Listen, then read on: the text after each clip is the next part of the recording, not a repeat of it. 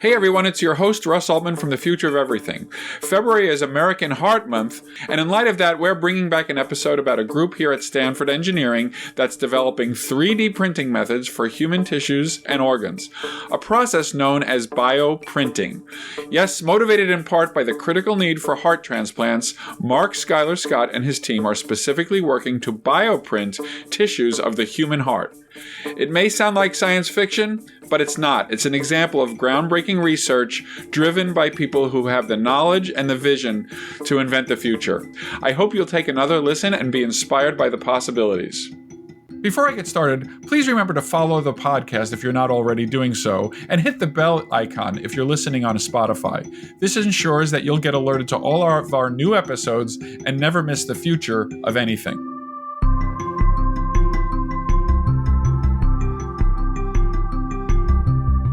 You know, many of us are aware of 3D printing that has emerged in the last decade. Usually plastic, sometimes metal. These are amazing little machines that can make 3D objects by laying down layers of material to form the widgets that we all need.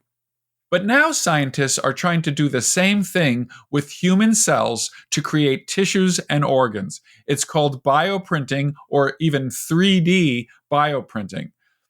This is exciting because it opens up the possibility of developing new tissues to replace our old hearts, our old kidneys, our old cartilage. It sounds like science fiction, but people are starting to do it. In fact, Mark Skylar-Scott is a professor of bioengineering at Stanford University. He's an expert at 3D printing, and he will tell us how he's working to create all 11 cell types that are required in a human heart, how he can get them to where they need to be, and how he can make sure that they get the blood that they need so the oxygen and the nutrients allow them to continue to live. Plus, the heart needs to pump and connect to the rest of the body. Mark, what is bioprinting? Well, you may have heard of traditional 3D printing, where we have nozzles that are extruding plastic to form these, cute little key rings and trinkets and, other exciting gizmos. Bioprinting is, instead of printing plastic, what if you're printing cells? You're printing biology. Wow. Okay. So there's a lot to unpack there. So in fact, I'm not very familiar with 3D printing, although of course I know it exists and I've seen the little widgets that you describe. I know that a lot of printing in 2D is like inkjet. And so I guess we'll go a little bit into it right now, and then we can pop up and talk about why we would ever want to do this. Tell me about the technology. Are we actually, I think you said the word nozzle. Are we actually squirting biological material kind of on some sort of substrate to get it to assume a 3D shape? You use a word that I often like describing our work in, squirting stuff out of nozzles. That's what we do. So think of a traditional 3D printer working with plastic, heating it and spaghettiing it out of a nozzle, and then that spaghetti gets moved around in 3 dimensions to build up a 3-dimensional shape. But instead of plastic, we're spaghettiing out, a biopolymer with cells, like a cell-friendly material and cells that we put together and construct a 3-dimensional biological shape. Okay, great. So now that we have this rough idea of bioprinting, let's pop up to 30,000 feet. Why are you doing this? What are the big opportunities that you see that have made you kind of literally devote your career to this topic? Yeah, so we're really excited about the potential of using bioprinting to produce human tissues and hopefully one day organs on demand, so that instead of having to receive someone else's heart as a donor, you can have your own heart made from your own cells, right? So it's a wonderful dream, and I think it has been a dream in this field of what we call tissue engineering, making new tissue, for about 40 years now. But bioprinters are just the ideal way of making living matter, right? We are 3-dimensional creatures. And so the idea of trying to create a living being or a living organ in a 2D Petri dish, right, is not going to work out. We need some 3-dimensional structure. And 3D printing is just unlocking the ability to make things much more precisely and get much better biological function. Okay, great. So that's a very exciting, the idea of a transplant where, as many people know, one of the big risks of transplant is rejection, where the immune system basically realizes that donor heart doesn't match the rest of the body, and there's an attack on it, which can really lead to, rejection of the organ and the need to do something. So that sounds very compelling. Now, okay, so where are we going to get the cells to print with? So you said that there are these cells, and they might be derived from me. So can you take me through what would be, whenever this is possible, what would be the sequence of events that would get me my new heart? Yeah. So traditionally, tissue engineers have relied upon harvesting cells from a patient, like a primary cell, and then growing them up, culturing them so they divide. But if you think about heart cells, they actually don't divide. So you can't go into the patient and take a biopsy of some of their heart cells. So we rely on going back to stem cells. And fortunately for us, there have been a lot of advances in stem cell biology in the past 10 years, where now we can take your own skin cell or blood cell, like white blood cell, and reprogram it, that is, turn it into a stem cell, an embryonic-like stem cell. And this is really exciting because now we have a source of unlimited patient-specific cells from you. And these cells we can divide in a big bioreactor to create giant quantities, vats of these cells. And then we instruct them in these vats to turn into specific cell types like the heart or other cell types that are present in the heart.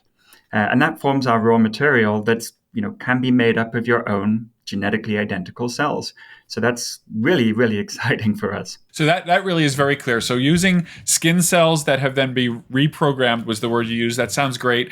Now, everybody knows that the heart, well, many people know that the heart is made out of bunches of different types of cells. We have the cells that contract, the myocytes. We have the vasculature, the cells that make up the arteries and the veins. There's an electrical signaling system in the heart. So it sounds like there are multiple cell types. How do you get them in the right place? Yeah, this is not easy. So first we have to create them, right? We have to make 11 different cells. And that means... Is it 11? 11 different cells that we're making as part of our big effort to recreate the human heart. And this means we need at least 11 different vats that are instructing the cells to become each of the different cell types. And we need to do that not in a few million cell scale, but we need billions of these cells. And so that's sort of step one for getting the raw material for the printers. The second thing we do is then work with a method of 3D bioprinting that we call embedded 3D bioprinting. So instead of printing in air that you may be familiar with a traditional 3D printer where you're kind of extruding material out layer by layer, we're actually printing one material inside a second support material. So we're printing down into a bath of support gel. And that allows us to work with very soft matter. We're not working with plastic. We're working with stem cells. So these are not hard, rigid, predictable materials. These are gooey, right, mayonnaise-like consistency of compacted centrifuge stem cells and stem cell-derived different cell types. So we work inside this support bath so that it's able to retain its shape while we're printing, and we can extrude this three-dimensional structure of the different cell types. Now, if there's 11 different cell types, then we have to come in with 11 different nozzles, right, to extrude each of these different materials in turn so that we can create the resulting pattern of, do you want me to list them? We can go for it. Yes, let's do it. 11. It's only 11. Ventricular cardiomyocytes, atrial cardiomyocytes, arterial endothelial cells, venous endothelial cells, smooth muscle cells, macrophages, Purkinje fibers, nodal cells, cardiac fibroblasts, epicardial cells, endocardial cells. Okay, so this is and I'm imagining 11 nozzles. I love this. 11 nozzles at the right moment and at the right position laying down their material. And I love your analogy with mayonnaise, because it's clear that mayonnaise at a certain level, it wouldn't even be able to support its own weight. And so you talked about a scaffold. How do you build that scaffold? Is that some sort of temporary scaffolding, like when you build a building that eventually gets removed? Or will this in fact become part of the 3D printed organ as well? So the support bath we're printing in will not remain part of the tissue. It can be removed at a later point. So we have a few different materials that others in the field have really pioneered. One of them is literally hair gel, which is quite nice because if you add a little bit of extra salt, it liquefies and you can then wash it away. And it's very biocompatible and safe and available in massive bulk. But other ones are using, for example, little microparticles, little tiny pieces of gelatin that you may know as Jello. And this, you can raise the temperature to 37 degrees and the Jello melts, and then you can melt away the support mat. So you basically initiate this gel to liquid transition by changing the temperature or the ionic concentration of salt, and that allows you to then lift out your resulting tissue. Let me go to this issue of you have these cells, and I won't say cells have a mind of their own, but cells do have functions that are kind of built in that they can do. So I'm wondering, how much help do the cells give you? Do you have to get it exactly right? Or will the cells sort things out because they know that they're supposed to be doing a certain thing and they're supposed to have certain neighbors?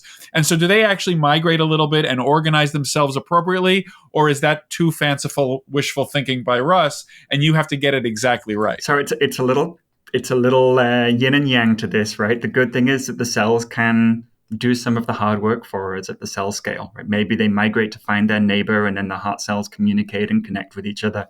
That's great. But also cells have a mind of their own, and that makes it hard to predict how it's going to behave, right? We as engineers often want to instruct biology what to do, but biology is a lot cleverer than I think your average bioengineer, including myself. So that means that there's a lot of work involved in really carefully coordinating how those cells behave. So I mentioned one of them. Right, when we create this mayonnaise of cardiomyocytes, they need to be liquid-like enough that we can print them through a nozzle. But that means that they're not all connected to each other in a tough tissue, right? You can't print heart tissue. It's just going to tear and break. Instead, we work with lots of little micro tissues of heart, which independently can kind of flow and form this mayonnaise consistency. But we need it ultimately to become strong and to beat synchronously. And so for that, the cell migration, encouraging these cardiomyocytes to kind of crawl out of their little tiny tissue and find their neighboring tissue is really important. And that will not only allow it to beat more synchronously because they're now touching each other, but also allow it to start mechanically connecting. So it goes from a mayonnaise to a steak-like consistency. Yes. A steak. So okay. We will not be eating these. These are human cells. No, that's all. Although, as you know, there are colleagues of yours doing very similar things for the purposes of eating, but we won't go there today. Are we going to be printing a full-size heart, or are we going to print like a baby heart and let it grow? And if the latter, would it grow in the so-called 3D Petri dish, or would you implant it and let it grow in the natural environment where it's going to function?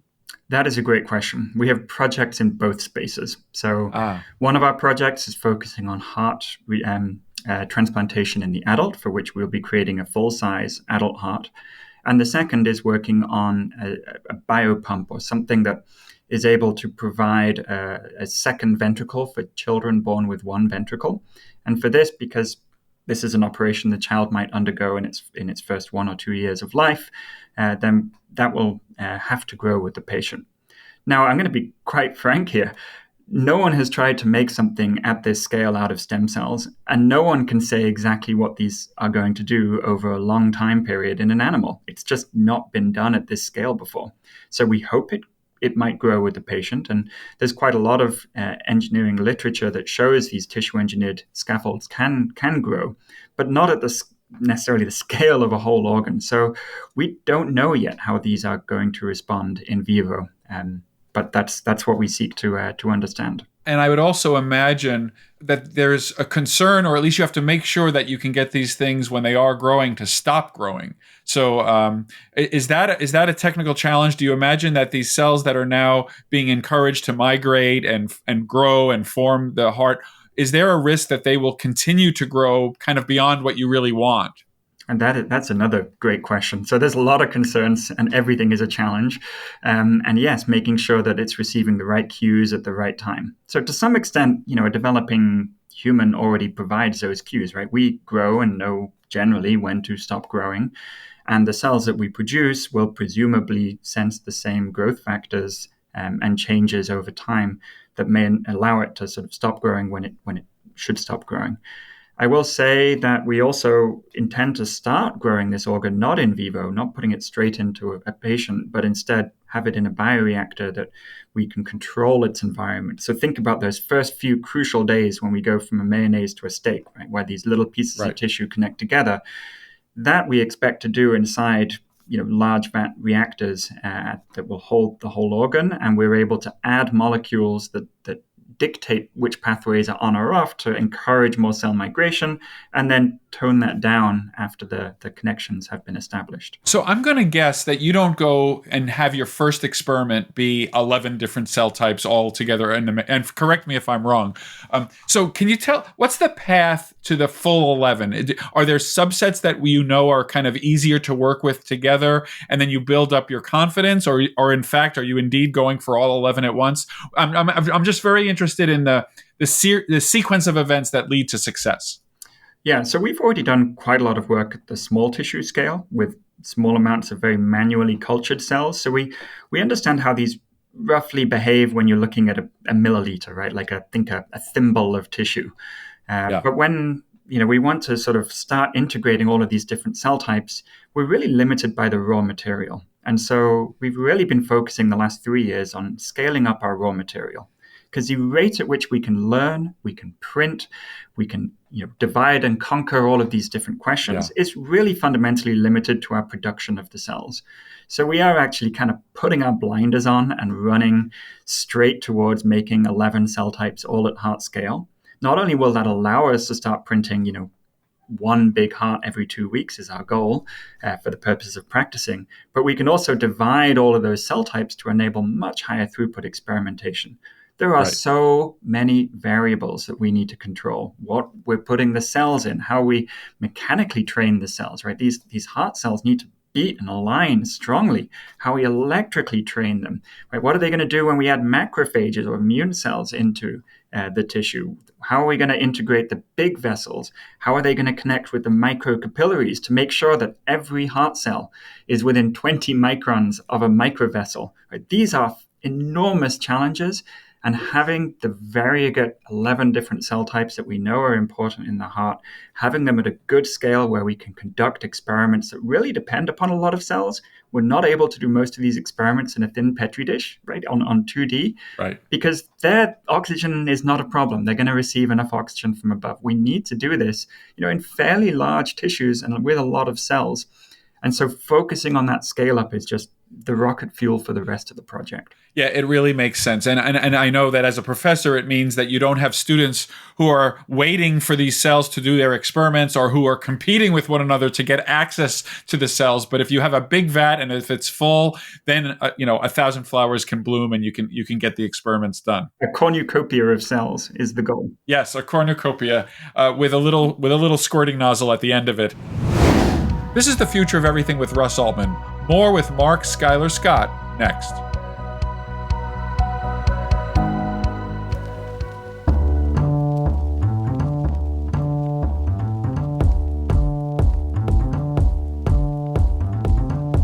Welcome back to The Future of Everything. I'm Russ Altman, and my guest today is Professor Mark Skylar-Scott from Stanford Bioengineering. In the last segment, Mark told us about this amazing capability to print 3D human cells to create things like the human heart. He outlined the 11 different cells that are needed and how we get them in the right place. In the next segment, he will tell us that vascularization, getting those blood vessels throughout the entire organ, is a huge challenge. Not to mention the ethics of doing this, and also, what's the timeline? So, Mark, one of the things you said at the very end of the last segment was every cell needs to be a certain distance from a blood vessel in order to get nutrients and oxygen. And so there's this issue of how do you make sure that you get a totally functional vascularization of the tissue? That is to say, all of the blood vessels from the big ones down to the capillaries. Where are we with all that? Yeah, so this is a really crucial problem in tissue engineering in trying to manufacture human scale organs. And why? Because if we made a bucket load of cells, literally like, a quantity of cells and shoved them all in a bucket and had no plan to feed them with oxygen and nutrients, they would of course die, right? We have blood vessels throughout our body from the giant aorta right down to the tiniest capillary. And these supply the necessary oxygen and nutrients to every cell to keep them living. And if we don't have a plan in place to make sure that the cells we produce and compact together into the shape of a heart don't have a blood vessel network ready in place, ready, connected to a pump, perfusing oxygen, sugars, nutrients to every cell in that tissue, it's going to die in a matter of hours. Yeah, so this has to be there right away or very soon. Has to be there right away. Now, traditional tissue engineering, they take a sponge-like scaffold and add seed, sprinkle cells onto that. And they're able to keep thin tissues living because there's not enough thickness to worry about oxygen diffusion. But when you want to manufacture a solid organ, these traditional approaches of tissue engineering really fall short in reproducing that 3D vascular network. And that is the key that 3D bioprinting is unlocking. Our ability to create complex shapes from the cells, the 11 different cell types I told you about, but also come into that tissue and write where the channels, the nutrient conduits will be for us to connect to a pump and keep those cells alive. Everything else falls apart, right? We have to deal with keeping those cells alive before we can think about anything beyond that. So 3D printing can print the big vessels, but every single endothelial cell, right down to the capillary, that's the blood vessel cells forming the tiniest capillaries, we aren't going to be able to print every single capillary network. There's far too many, far too dense in the heart. So we will, and this gets back to what we discussed earlier, we will rely upon some degree of self-assembly, some degree of the cells knowing at the smaller scale how to connect those tiniest capillaries, relying on biological signals for angiogenesis, this process of tiny vessel creation. We will rely upon that to some extent. So where the top-down 3D printed big vessels meet that bottom-up self-assembly, where biology rules at the sub 100 micron, sub 0.1 millimeter scale, that is a crucial problem that we are still working to try and solve. So is your sense that you're going to have the cells kind of burrow through the other cells to create the vessels, or are you going to leave a hole in some way, like a little empty tube that they can then populate? We're trying both. I'm being very honest here. It's extremely difficult to get the capillaries to go through dense cardiac tissue. You'd think the cardiac tissue would say, hey, give me blood vessels. I need the oxygen, I like you. And that would happen. Welcome. The reality is, for some reason, the endothelial cells, these blood vessel cells, kind of run away from the heart cells. They get pushed out, and it's really annoying. It's a very hard problem to solve. So one strategy we're thinking about is creating the space for the cells to grow. And the other is working on the cell development to see, are we missing something? Because we know this works in vivo. We know this works in the body, but it does not work outside of the body. So what are we missing? And that's sort of where our lab is putting a lot of efforts in. So it's all about vascularization and feeding those cells. Feed me, feed me. See more. I want to switch tacks to the issue of ethics. This must raise ethical issues. You're taking human cells. Of course, you have nothing but honorable motives, but you could imagine other uses of this that might be less honorable. What is the status of the ethical discussion of printed organs? And what are the controversies, if any, in the field about the ethics of all this? So we'll start at the stem cell, right? So there's the embryonic stem cell, as you know, is a politically fraught entity. But we're fortunate that now that rather than relying upon fetal tissue, we're actually able to get the cells that we want from induced pluripotent stem cells. So we can genetically engineer your own cell with your consent. Consent is extremely important with cell source. The cells you're taking, the patient knows exactly what you're going to do with it, what you'll use them for, making sure those restrictions are documented and in place. But if you take a biopsy from a patient and turn it into their own induced pluripotent stem cell that can form all the different tissue types that an embryonic stem cell can, then I think this circumvents many of the ethical concerns that were present 1 or 2 decades ago in stem cell biology. The second concern is access. Right? This is not going to be cheap, right? There's a lot of steps in making a heart, and it's far more complex than making a small molecule and injecting that into a patient. And because of the complexity, this I don't think will be available broadly, even when technically feasible, that it will be available broadly for a long time. Now, that doesn't mean we shouldn't start putting the steps in place to make sure that what we are doing is as sustainable as possible. And engineering here can play a big role. There's a big effort, and we discussed it, we kind of touched upon it earlier with the lab-grown meat industry. Yeah. There are a lot of people that are trying to make a lot of cells very affordably and very reproducibly. So I think the economics is going to play in our favor over the next 1 or 2 decades to help with that. But it's definitely something we have to be mindful of as we develop something as complex of a printed organ. I love your reference to the meat, to the artificial or cultivated meat industry, because there are many examples in history of where some big commodity capability drives down prices. I'm thinking also about computer units, especially the GPUs that power AI now. They were created for games, and now they're doing a lot more than just playing Nintendo. And then the other thing I wanted to mention, because you said about consent, is it's very important because presumably you tell them, I'm going to take your skin cells, I'm going to make a heart. I promise not to also make brain tissue or other tissues that are not part of the plan. And I'm sure that your consents include language about the scope of use of these cells. That's right. And I would say we're fortunate in the heart space that we're not in as ethically fraught a space, perhaps, as trying to engineer these cerebral organoids in a dish, or trying to recreate blastoids, these blastocyst-like embryos that are entities that are developing in a dish. So we're not in that space. I think the heart is relatively more open waters from an ethics standpoint. Yes. And certainly there is areas of research too. It's just people need to be careful with what they're researching. Great. So in the final couple of minutes, I want to ask you about the timeline for all this. I'm sure there are people listening to this thing saying, I need that heart ASAP. Other people might be young and they might be many decades away from needing a new heart. Can you give us a sense of what is the timeline that is a reasonable timeline for this kind of really quite amazing, kind of unexpected in some way work? Yeah, everything that we've described is still decades away, I would say. It's very blue sky research. I'd say that's our role in academia, is to think big and think broad and open new avenues of investigation. So this isn't something that's going to hit the clinic in the next 1 or 2 years for sure.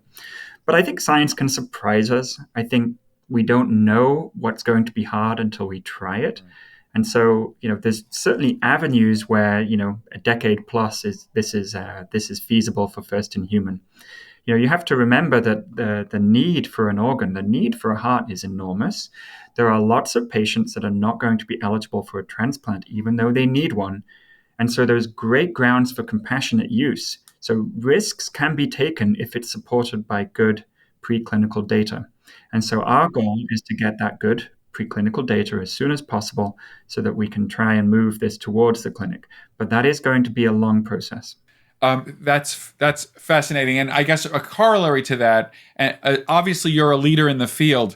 Is the field gelling? Are we starting to see, I guess it's a funny question to ask, but are you happy with the number of competitors that you have, in the sense that this is creating a vibrant field where you're learning from each other, maybe competing a little bit? What is the state of the field? Yeah, I think in the biofabrication field, we're competitor collaborators. Yes. I think we all understand the challenge is enormous to manufacture tissues, right? There's been a lot of promises made in tissue engineering, and I think it's worked out to be a lot harder than anyone expected 40 years ago. So there is a real cooperative spirit that we can all learn from each other. There's a lot of development. There's every week there's new and exciting papers and methods and big moonshot attempts to make different tissues. So it is a very engaging field to be a part of. Thanks to Mark Skylar-Scott. That was the future of bioprinting. Thanks for tuning into this episode. With close to 250 episodes in our library, you have instant access to an extensive array of discussions on the future of everything. If you're enjoying the show and learning something useful, please consider giving us a 5-star rating and a review to share your thoughts. You can connect with me on many social media platforms, including LinkedIn, Threads, Blue Sky, Mastodon, @RBAltman or @RussBAltman on Threads. You can also follow Stanford Engineering @StanfordENG or @Stanford School of Engineering.